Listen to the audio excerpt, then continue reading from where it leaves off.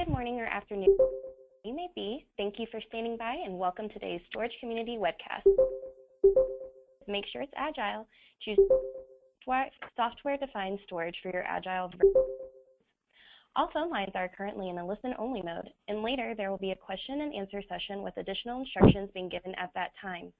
You may ask a question at any time using the chat window located in the control, and all chat questions will be answered at the end with the rest of the Q&A. Today's session is being recorded, and everyone on the call will get a copy of the recording and slides. Now I'd like to introduce you to the moderator. Diane Bengia is a Portfolio Marketing Manager for IBM. Diane, welcome. Hi, Victoria. Hi, everyone, and thanks for joining us to talk about how you can build a highly agile environment using software-defined storage and hyperconvergence.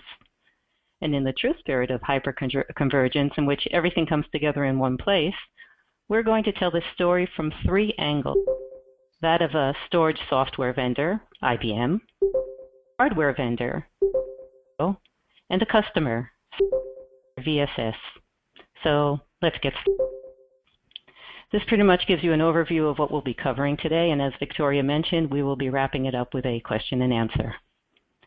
But first, we'd like to get your by taking a poll. Victoria, could you please explain what everyone needs to do? This is actually Sam. We'll be launching our first poll here, and oops, sorry, hold on. It's like I clicked the wrong button. It's the right poll. Oh, hopefully. First question, interested in the hyperconverged in. We have a simple answer of yes or no. We will another 20 seconds or so. We have a good amount of the audience that's answered so far, but chance to answer.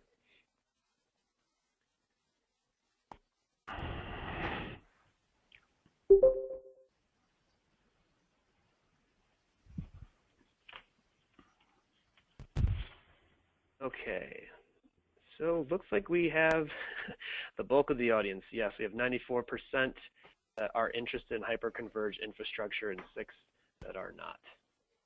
Okay, so most of us are in the right place then. Okay, could you launch, please? Yes, we'll get that up right now. Second question, do you plan to deploy or have you already deployed software-defined block storage? Again, we're keeping it simple with the yes or no here.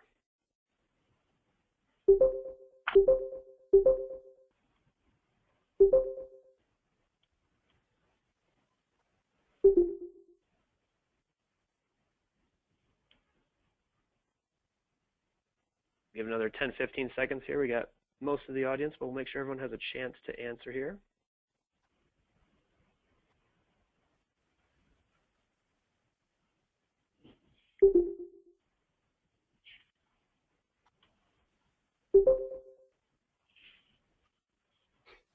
All right, so for this question, we have 71% that have planned or deployed and 29% that have. Okay, that's great. Good. You know, it occurred to me that first question that we were also interested in knowing, and it's the time to deployment.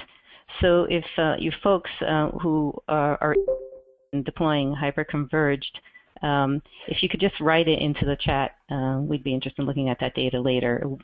Your time frame, one next month, or 4 to 6 months, or whatever it is. If you are planning to deploy hyperconverged, and what the time frame is to deploying it. So thank you for that. Okay, thanks very much. So without further ado, it looks like we have a good interest in the topic that we're going to talk about today. I'm going to turn this over to Zion to start the first part of our presentation. Zion? Thank you, Diane, and thanks for the audience for joining us. What we want to review here is from a software-defined storage solution, look into its use case as a building block for agile hyperconverged system. Next slide, please.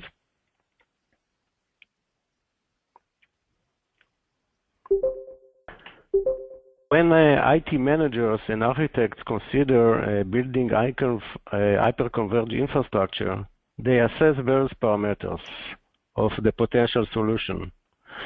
The main parameters are those who are considered to be the main drivers of the hyperconverged IT market. Means agility, simplicity, virtualization, and of course the capabilities of the solution on the table. Agility is in terms of flexibility to choose between commodity choices, decide whether this is going to be on or off premises, and a potential scale up or scale down. All is driven by the need to reduce time and resources spent on infrastructure maintenance tasks. Simplicity is another factor. Simplicity is translated to ease of management, ease to scale. Also, IT administrators are more comfortable using centralized hypervisor management rather than using storage for volume creation and provisioning. Additional parameter is virtualization. You need to look for ways to easily virtualize your infrastructure, the application and workloads you deploy. So you focus on VM machine-based solution, enabling co-location of various applications within the same server. And of course, you need a solution which provides you with rich and powerful capabilities in terms of storage availability, data protection, self-healing, and predictive performance, and so on. All these factors are naturally driven by the motivation to reduce cost. With this regard, hyperconverged infrastructure increases the economics and cost efficiency. To highly comply with these aspects, we think that the right and suitable storage infrastructure should accommodate these needs by design. And we are sure that Spectrum Accelerate is such an offering. Next slide, please.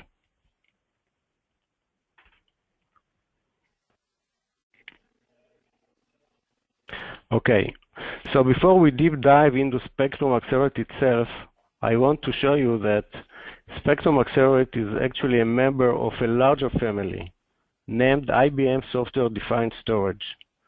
This family reflects IBM commitment to software-defined storage and is the outcome of a $1 billion per 5-year investment that IBM is making. Now, Spectrum Accelerate is a member of another family. Next slide, please.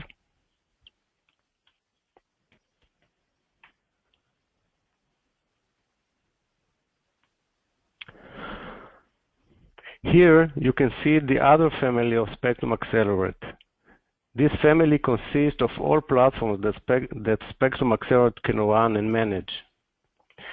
At the left side, we can see the newly introduced flash system N9000 and N9000R. This flash appliance is designed for dynamic performance and is managed by Spectrum Accelerate. Right to the N9K, we see the XIV Gen 3 system, which is designed for optimized capacity. This is managed by Spectrum Accelerate 2. Then we can see a customer choice storage infrastructure, which is managed by Spectrum Accelerate. This is actually a hyperconverged system with a pre-installed Spectrum Accelerate. This model will be described later on by Simer from Supermicro. At the most right element, you can see Spectrum Accelerate runs on SoftLayer, which is an IBM cloud service infrastructure. So we see here that software convergence across the whole family by Spectrum Accelerate. I'd like to note here that a portable and agile licensing scheme The licensing also holds here in the sense that the Spectrum Accelerate license can be used for any of the appliances or configuration that we see here. So there is no need for one-to-one interlock between the license and the hardware. Next slide, please.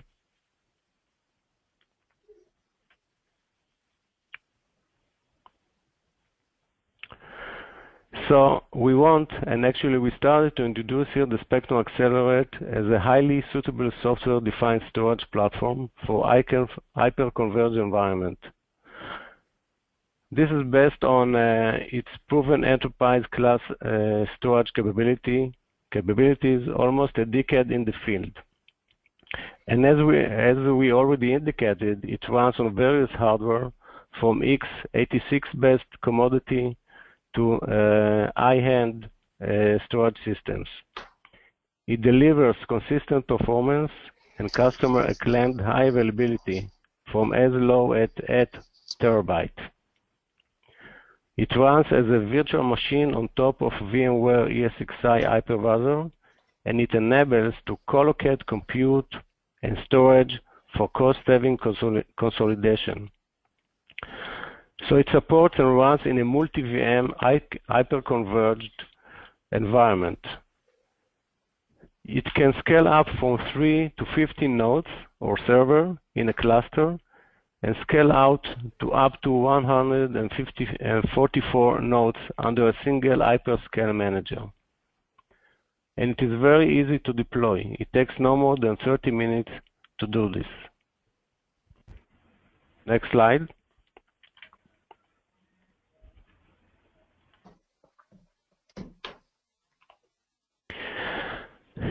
Here we see some more capabilities of the Spectrum Accelerate, which are specifically related to its high-end enterprise class offering. These capabilities are shared among all the appliances and hyperconverged systems that Spectrum Accelerate runs on top of. It is worth mentioning its hyperscale capabilities like integrated management, data mobility, and data protection, native synchronous and asynchronous replication, multi-tenancy, and quality of service. Next slide, please.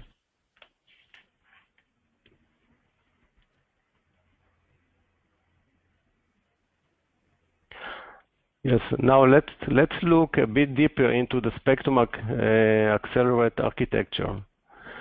On the left, you can see a traditional two-engine or two-controller architecture, which might be active-active or passive-active model. These controllers distribute the data into volume which are located on a specific disk.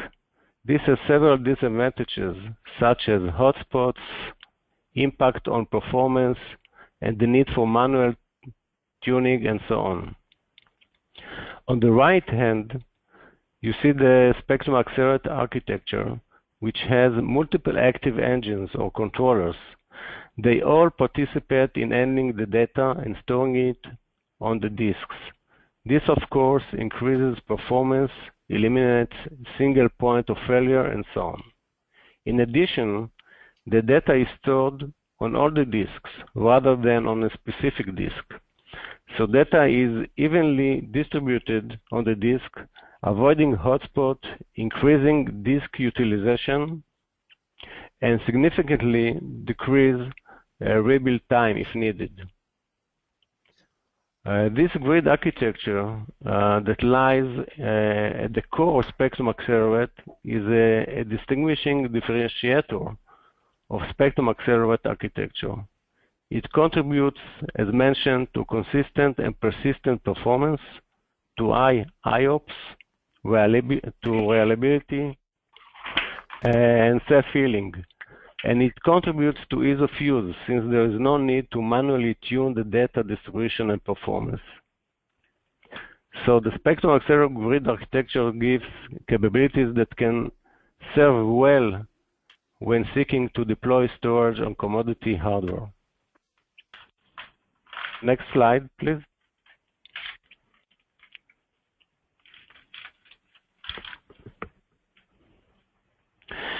Here you can see a basic and minimal 3-node hyperconverged cluster. Each node is based on a commodity x86 server with Spectrum Accelerate virtual machine running on top of VMware hypervisor. Additional virtual machines are co-located as needed to run other applications and workloads. This architecture will be covered later on by Simer from Supermicro in details. I just want to indicate that here very straightforward benefits of hyperconverged infrastructure, such as opportunity for cost-saving consolidation, no hardware lock-in, and scalable building blocks. I think this makes sense, and you might agree with them.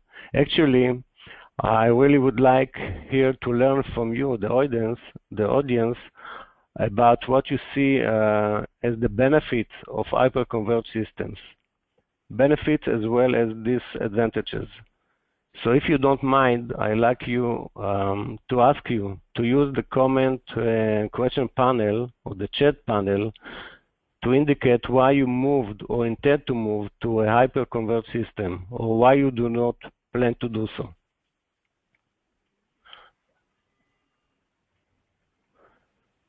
So while you can do this while I move to the next slide.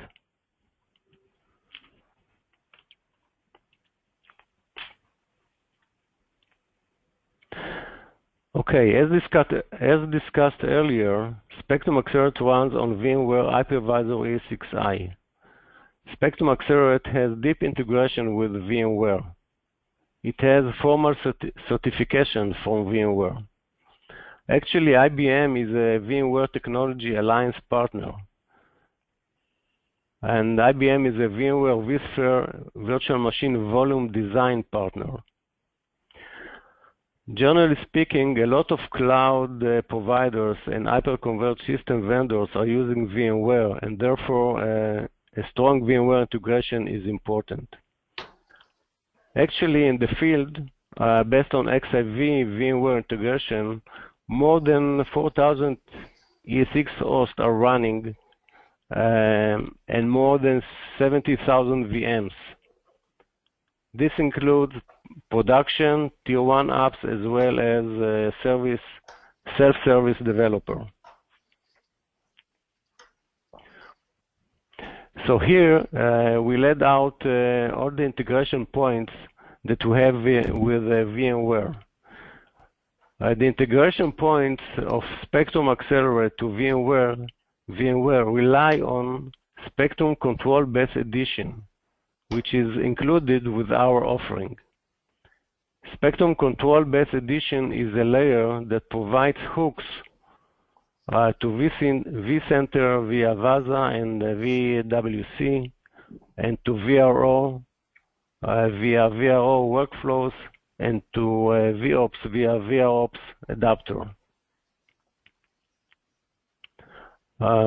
This layer is provided freely along with Spectrum Accelerate. It is a simple, small footprint application which support actually not only the Spectrum Accelerate, but support many other IBM storage products.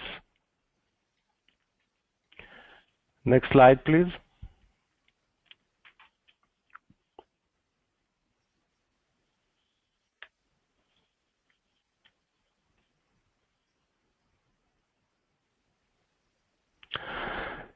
So when we talk about family, we are not talking about a family in a marketing sense only.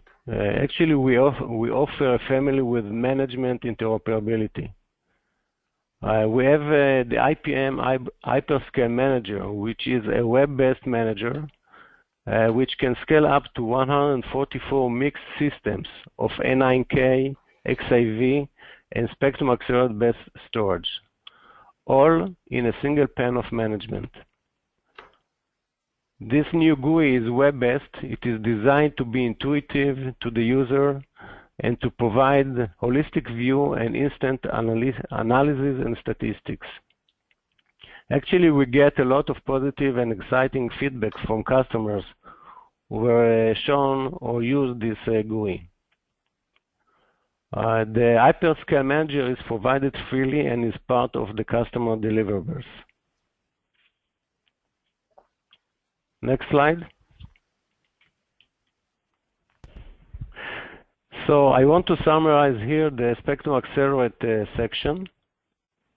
I'd like you to take away from this short presentation the main factors that are to be considered when planning a hyperconverged system from which you can benefit in terms of agility, simplicity, its virtualization, and its capabilities. Eventually, this will lead you to minimize your CapEx and OpEx. So I will stop here and hand the lead to Simmer from Supermicro to further describe the hyperconvergence architectures. Thank you. Thanks, Johan. Hello, everyone. This is Simmer saying I'm a lead architect with Supermicro. So I'm going to go a little bit more in detail from the architecture perspective. As Zion pointed out, right, Supermicro collaborated with IBM to bring x86-based hyper-converged appliance built on IBM Spectrum Accelerate to the market. So we are very excited and happy about it. And I'm going to go over a little bit more in detail what the architecture looks like and what those building blocks are. And then I'm going to cover a little bit more on the offerings and what are the suggested configurations are. And then I'll touch base a little bit on the target audience, the customer base, which we think is suitable for this kind of appliance. So Dan, please go to the next slide.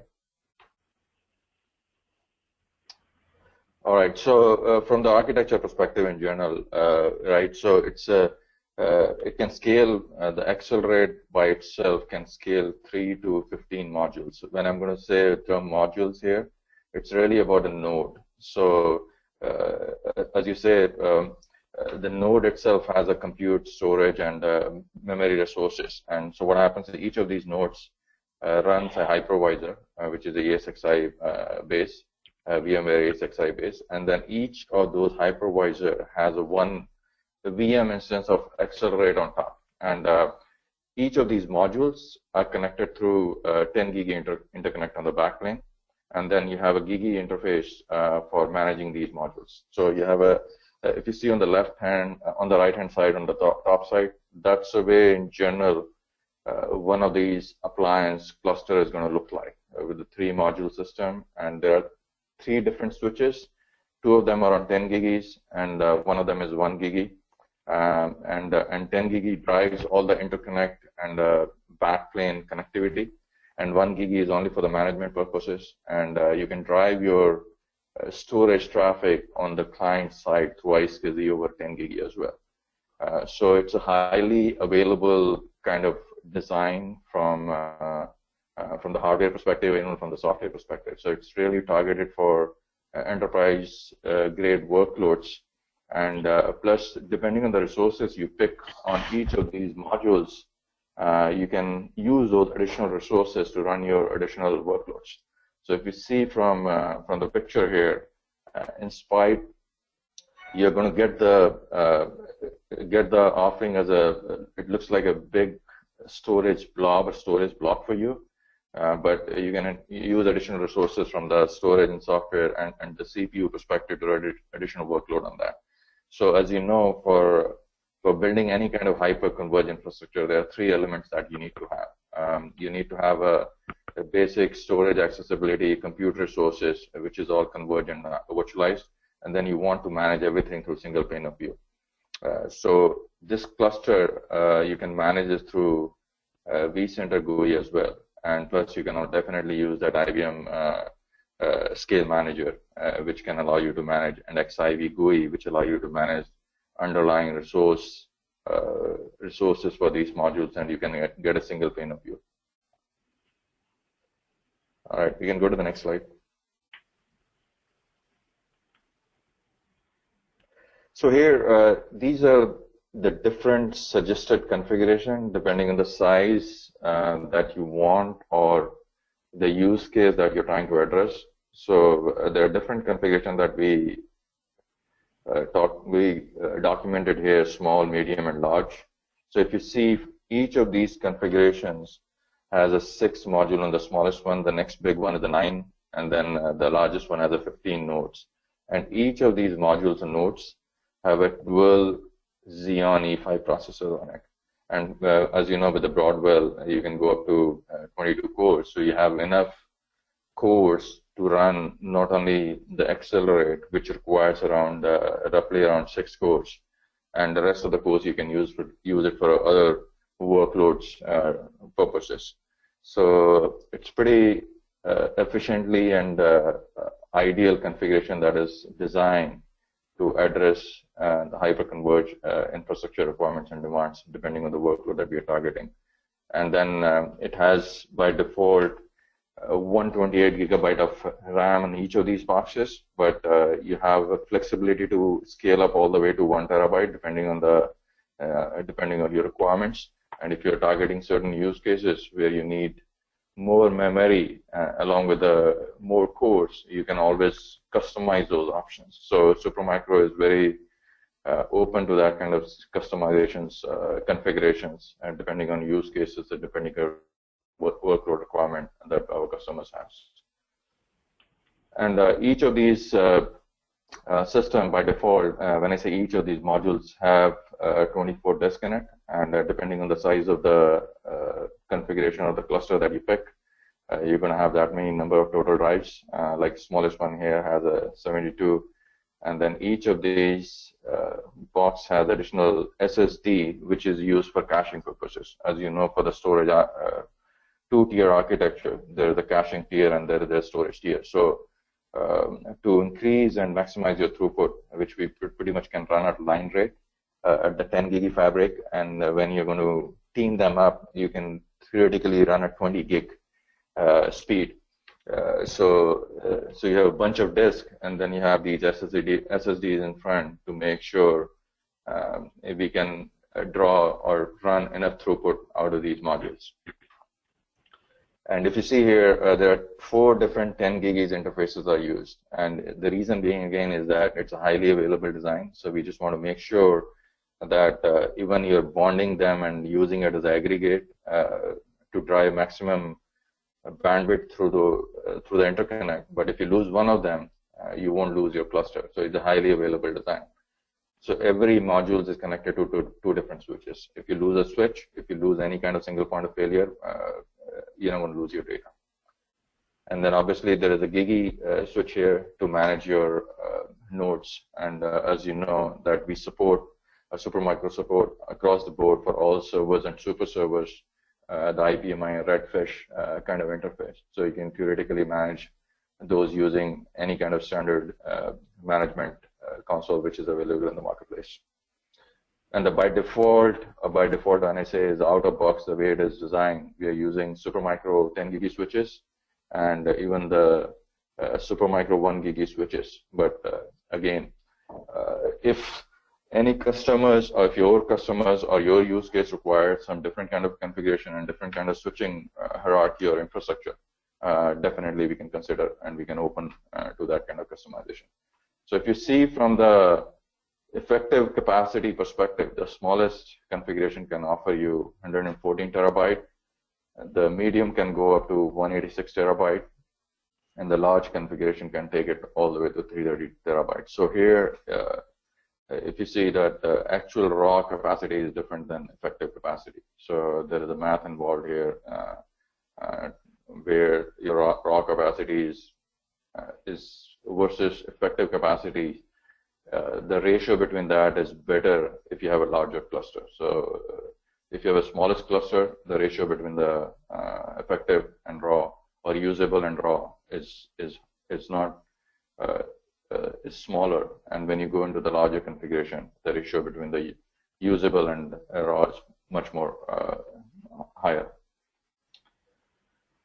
So we can go to the next slide, Dan. As I pointed out, this the cluster that you can build and provide a hyperconverged kind of infrastructure. It can scale all the way from 3 to 15 nodes, and another thing that I just want to point it out is that this is as an appliance that we are rolling it out, and so the appliance is tightly integrated with the hardware and software from IBM. It's already pre-tested, pre-integrated, and ready to deploy. So you can take this appliance as it is and turn it on, and you're ready to work on it. So you don't need to worry about is this module has been tested effectively? Is there any issue over there? Is there a performance issue? You don't need to worry about all that. So everything has been taken care of. And then the suggested configuration, in spite you can build from all the way from the 3 to 15. The ideal configuration that we suggest, and that we should start with the 4 nodes, and that's what we suggested for production kind of workload deployments. And another thing I want to just highlight here is that this hyperconverged environment is using hypervisor VMware-EXI 5.5, but soon in the going forward in the future, I know IBM is going to be supporting future version of ESXi and other. We can go to the next slide.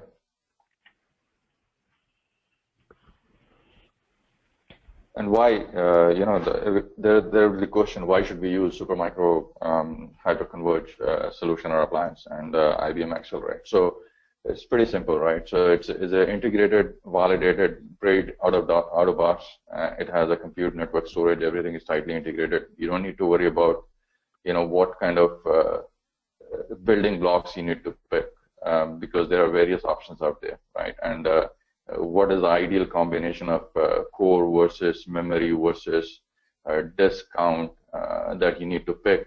And as I said, in the storage 2-tier architecture, there's a combination of hard drive and SSD. So what kind of mix you want to pick so that you can get a maximized throughput out of your software-defined storage or hyperconverged infrastructure.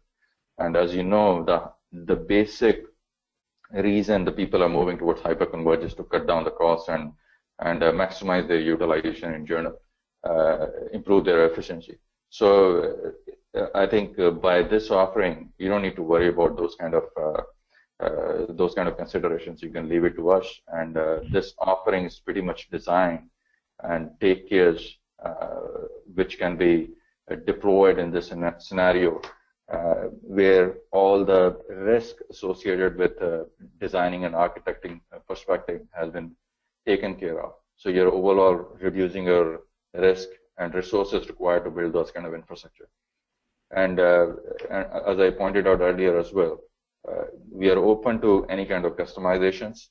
If you have certain use cases where you think this model doesn't scale or this kind of configuration may not fit, we can definitely have a conversation and look at your use case scenarios and suggest a configuration which can suit your requirements. And another thing I want to point it out is that by this offering, what we have seen in the marketplace is that you're going to reduce your time to deploy, as you don't need to worry about architecting, picking the building block, deploying it, and testing it and verifying it. And overall total cost of ownership, which goes from your capital expenditures to the operational expenditure, it can be, we have seen the number all the way from different figures going all the way to, from 30 to 80%. And definitely we can reduce that total cost of ownership more by 50% approximately. So it's pretty credible offerings. Dan, we can go to the next slide. So which are the customers that we are targeting with this offering? It's mostly enterprise customers like you who are trying to build and trying to move towards hyperconverged infrastructure because of various reasons. Again, it's a super server, the building block that we're using has a bunch of storage, a lot of compute resources on it, and definitely everything will be managed through a single pane of view through various manager that include XIV, GUI, vCenter, and Spectrum Manager. And another use case that we generally see that driving most of the hyperconvergence is around VDI, and then a lot of DevOps kind of environments. So you can use this appliance for those kind of use cases. And then even the ISPs who are trying to deploy the converged infrastructure to cut their overall cost and effectively improve their efficiency and build this agile configurations so that they can use that infrastructure effectively to run various kind of workloads with not worrying about creating a silo in their workload in their environments or in their data center. So it's a perfect solution for them as well, and a lot of applications that we see where people are deploying these kind of architectures around the remote branch office, even for the backup. This use case is mostly on the software-defined storage as a block device, and then even for the hybrid kind of cloud integrations, right? Because the one thing that IBM Accelerate offers, which maybe other hyperconverged solution may not offer, is that using these building blocks, you can have on-prem appliance, like you can deploy the Supermicro-based on-prem appliance, which can provide you hyperconverged software-defined storage. But let's say your need grows and suddenly your requirements or capacity you want to grow, you can federate that to software.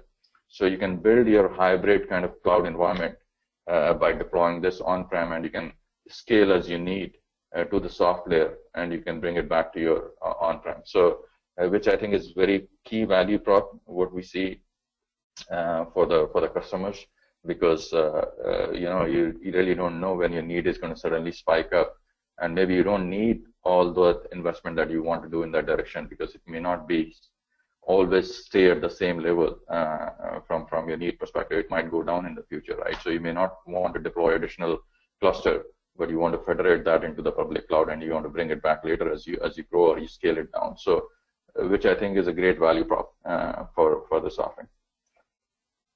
We can go to the next slide.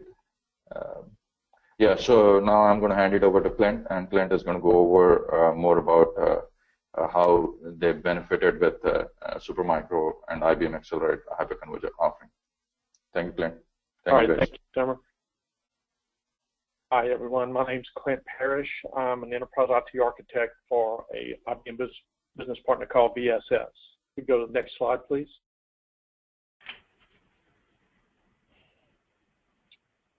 So VSS recognized the fact that we need to change our business model from being a transactional hardware infrastructure-based type business. And so we started developing some managed services that we wanted to be able to transform our business into for our customers. In doing so, we sort of looked at the software-defined storage marketplace and what things were being offered out there. What we have been able to do is leverage the IBM software-defined storage portfolio, specifically a couple of platforms here, the IBM Spectrum Accelerate and then the IBM Spectrum Protect, to develop a couple of products and be able to offer our customers managed services in the storage platform. Part of the things that the software-defined storage allowed us to do, we were really looking for a better way to be able to remotely manage and monitor these offerings for our customers once we deployed them on site or in the cloud. And we also, realized that we couldn't really make a financial difference to our customers if we took traditional storage and tried to turn that into a managed service, right? All we would be doing is adding the cost of management on top of that. So what we've been able to do is leverage the platform of software-defined and create a much better financial model that makes it really efficient so that we can offer a fully managed product to our customers that's very competitive with what they're already paying for just the infrastructure alone. If we could have the next slide, please. So back in August of 2015, we started this software-defined storage as a platform service for our customers, and we began the development on that. We had a specific large customer in mind that had basically standardized their Intel platform and their VMware platform on HP servers. So they asked us to look at deploying our service to them on HP hardware. We began developing models for the compute platform as well as the storage platform, and we put together models with all the different hardware features that we would need, you know, memory, network cards, controllers, the whole 9 yards, right? And we put together the different network switching components that would have to be involved, and then, of course, the different disk subsystems and all that would be involved with this. We looked at HP, as the customer had asked. We also looked at Lenovo and Dell and Supermicro as well. What we quickly began to realize was we could offer a really compelling financial picture leveraging the Supermicro hardware. So that became even further interesting to us when, you know, we found out that, hey, IBM's been using Supermicro in their software services for Spectrum Accelerate, and then they began to work with Supermicro to develop these appliances that Supermicro has come out with as well. So it kind of all fit together hand in glove for us to be able to leverage this partnership. So we started working with Simmer's team and Mark Theberge, who's also on the Supermicro rack systems team, and we've developed our processes down so that we can actually deploy a 4-unit Spectrum Accelerate hyperconverged system on site with the customer in about 2 hours at this point. This makes it really important to us because we can do this in a very efficient model financially and be able to be profitable as well. So it kind of meets the customer's need as well as our own. Back in October, we made the decision to go with Supermicro exclusively, and we launched our storage managed services in November of that year. So we've actually had Spectrum Accelerate running production in our center since October of last year. We had our test and development systems that we built, and then we also moved our own VSS internal systems, our accounting and CRM, et cetera, onto Spectrum Accelerate at that point. In January of this year, VSS began offering a Power Cloud hosting services, which is basically, we knew we couldn't compete with the you know, Azure and the WebSphere and Amazon Web Services and those kinds of things. So we aren't really trying to focus on that. Rather, we took a look at the IBM Power Systems hosting niche and decided that, you know, we thought we could make a compelling statement there in that marketplace. So we began hosting IBM iSeries, AIX, and Linux workloads on IBM Power Systems. Well, we, of course, quickly realized that, all right, customers are going to be bringing along ancillary Intel workloads to go along with these Power Systems workloads, right? So they may be running their Oracle or DB2 or whatever Power Systems, but then they have their app servers and web servers and so forth that are likely on a Wintel platform. So we took a look at the capability that IBM gave us Spectrum Accelerate to do a hyperconverged platform at that point.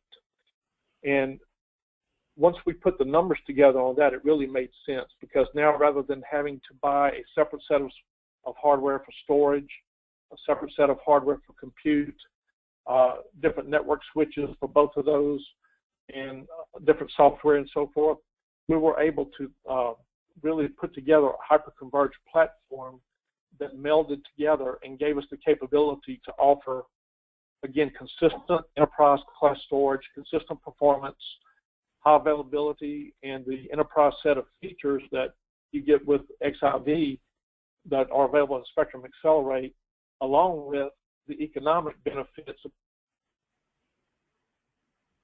Windows and Linux workloads on top of the same servers, because all we had to do basically was take the appliances, as Simmer mentioned a while ago, the Supermicro appliances that we had built, add CPU, add memory, maybe add an extra network card or two, and now we're able to deploy that same thing as a hyperconverged system and be able to run hundreds of Intel workloads on those same servers. One of my customers asked the other day, you know, what that looked like. So we have two hyperconverged systems that we offer. One's a 24 processor box and the other's a 36 processor box. So again, these are the same two socket systems with either 12 or 18 cores per socket, and we add more memory, and that enabled us to do a hyperconverged offering for the systems. So in April of this year, we built the first IBM Power Systems box that we connected to our Spectrum Accelerate storage. So now we're hosting some AIX and Linux workloads on that Spectrum Accelerate storage that is also the hyperconverged VMware platform. Next thing that we'll be offering on that same platform is we'll take our existing XIV customers and be able to offer a disaster recovery through hardware replication using the Spectrum Accelerate storage, which is binary compatible to the XIV storage. Next slide, please.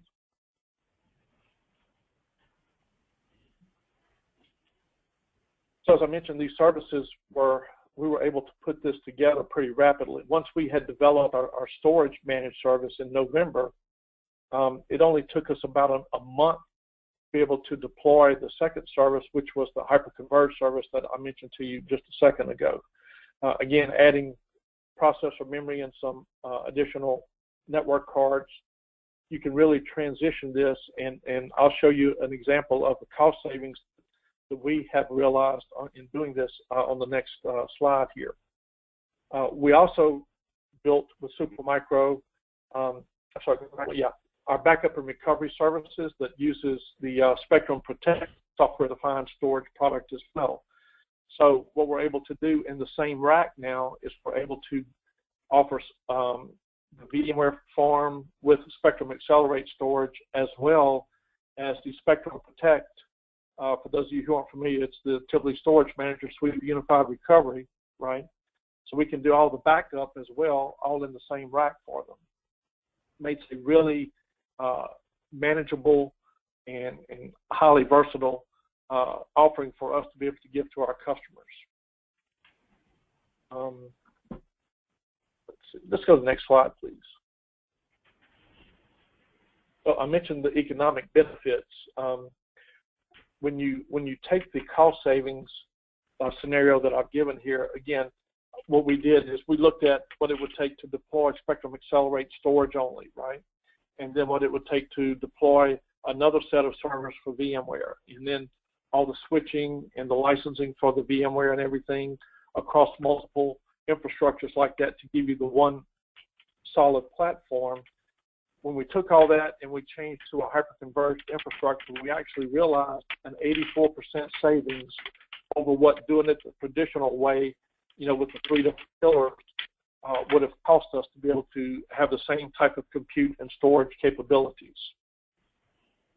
I mentioned too, we're getting really, really great performance out of the Spectrum Accelerate storage. Not only do we get all the software features, the snapshot capabilities, the replication, and so forth, but we use some industry standard tools, specifically the VMware I/O Analyzer, for instance, and on a 50/50 read-write with 4K block workload sizes, we're actually getting about 1,000 IOPS per spindle out of the Spectrum Accelerate storage. So, this can basically run a high majority of all the workloads that are out there today without any problem whatsoever. The other thing is the simplicity of the management of all of this. So as a hyperconverged infrastructure, we really only use vCenter and the Spectrum Accelerate GUI to manage all the different pieces of this infrastructure. We do occasionally have to go touch a network switch directly, but everything else is handled within these two interfaces, and that makes it really, really easy for us to manage this for our customers. Again, saving time translates to saving money, which again translates to being able to be cost competitive in our offering to our customers.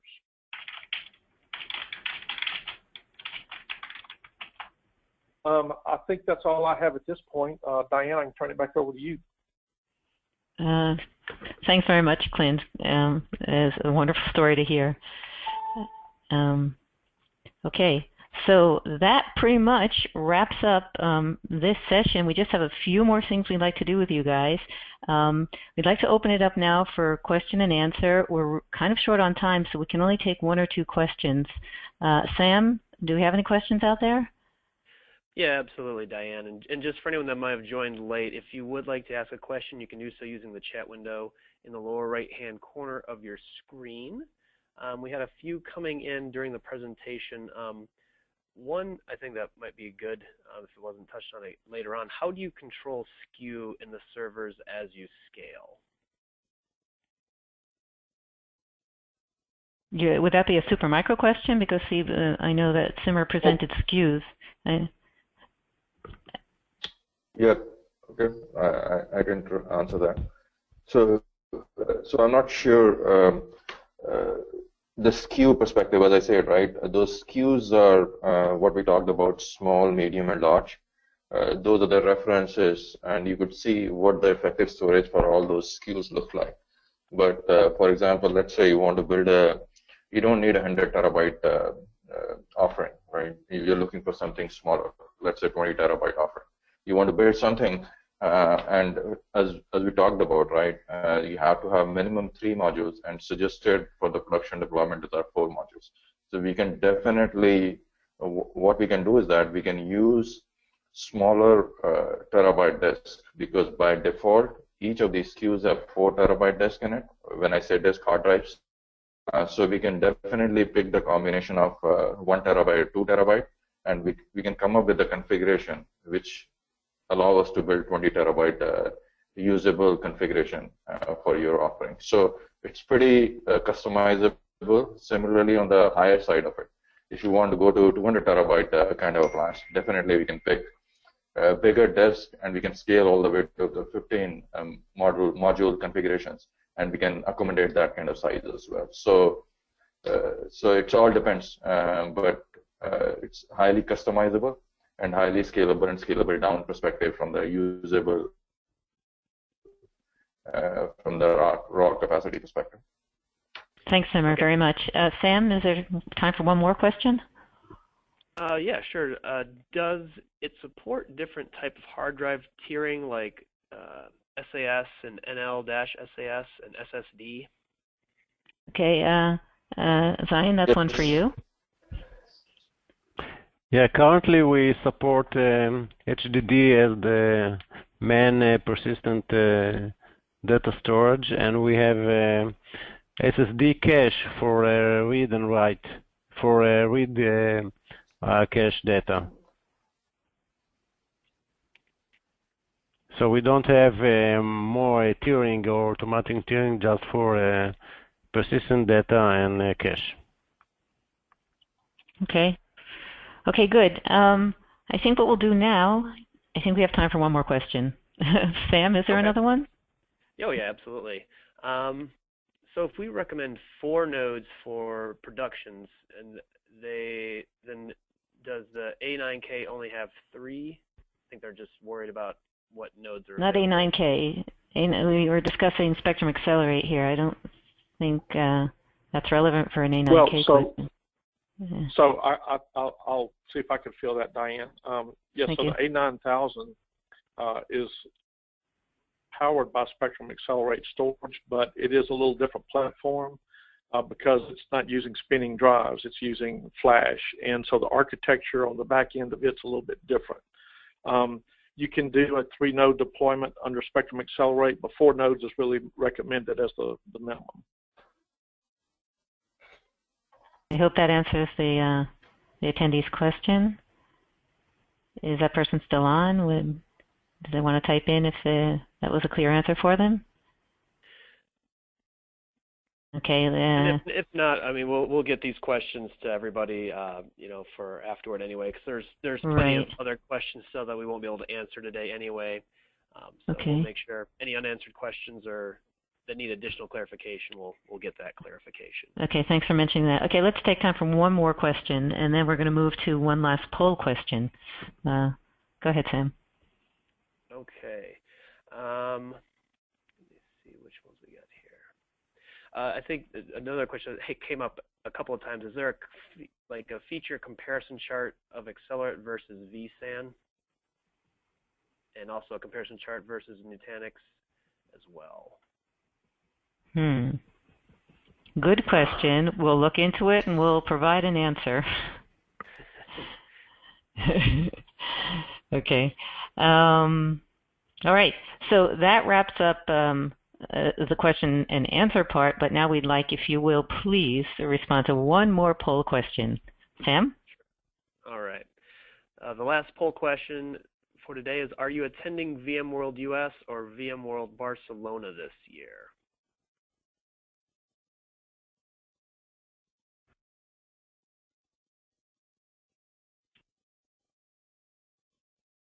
Got about half the audience as an answer. We'll give another 15, 20 seconds or so. Okay. In any case, while you're collecting that data, I'm just going to go ahead and speak. So if you are attending VMworld, we'd love to have you stop into the booth and visit us.